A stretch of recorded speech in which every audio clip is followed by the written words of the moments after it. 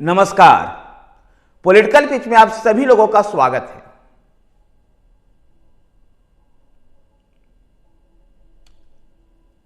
आप सभी लोगों को यह कैसा लगे जब भारत का एक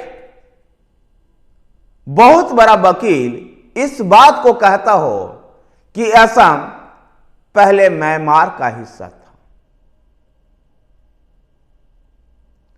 अध्ययन के दौरान संभवतः हमने कहीं ऐसी कोई तथ्यों का अध्ययन नहीं किया।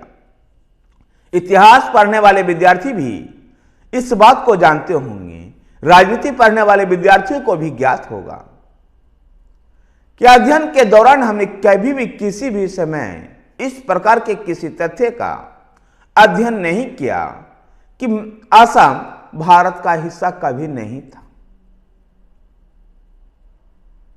यह बात असम भारत का हिस्सा नहीं था ऐतिहासिक काल में। यह बात कपिल सिब्बल जैसे आला दर्जे के वकील ने सुप्रीम कोर्ट में कही। मामला था नागरिकता कानून 1955 का लेकर के जो चर्चाएं चल रही है, जो अदालत में मामला चल रहा है उसकी सुनवाई का। क्योंकि इन दिनों 6A नागरिकता कानून 1955 की 6A को लेकर के एक खास बहस है। उस बहस के माध्यम से उन लोगों की पहचान करने के लिए कहा जा रहा है जो असम और पूरे नॉर्थ ईस्ट में घुसपैठ है। कपिल सिब्बल अदालत में पेश होते हुए कहते हैं कि असम की सरकार 6A के माध्यम से डेमोग्राफी और असम की संस्कृति को प्रभावित करना चाहती है और असम 1824 से पहले म्यांमार का हिस्सा था।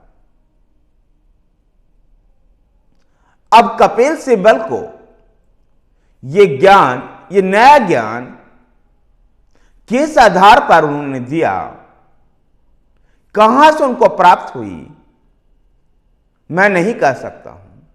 लेकिन यह अब तक का बिल्कुल भारतीय जनमानस के लिए स्वीकार न करने वाला ज्ञान कपिल सिब्बल ने सर्वोच्च अदालत में दलील के दौरान पेश की।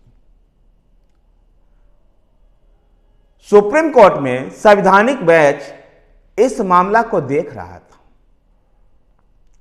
जहां पर जैसा कि आप जानते हैं कि संवैधानिक बेंच में 5 न्यायाधीश होते हैं और वो 5 सुप्रीम कोर्ट के वरिष्ठ न्यायाधीश होते हैं।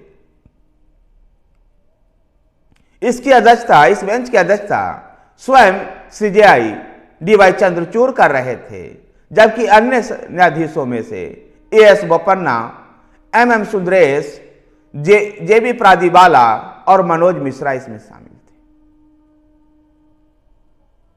असम की सरकार ने कपिल सिब्बल के इस बयान को सिरे से नकार दिया है और असम सरकार के प्रवक्ता पीयूष हजारिका ने कहा है कि महाभारत काल से ही असम भारत का हिस्सा रहा है। भारत कभी भी म्यांमार का हिस्सा नहीं रहा है और इस तरह के लोगों को, बयान देने वाले लोगों को असम की जनता माफ नहीं करेगी। धन्यवाद साथियों।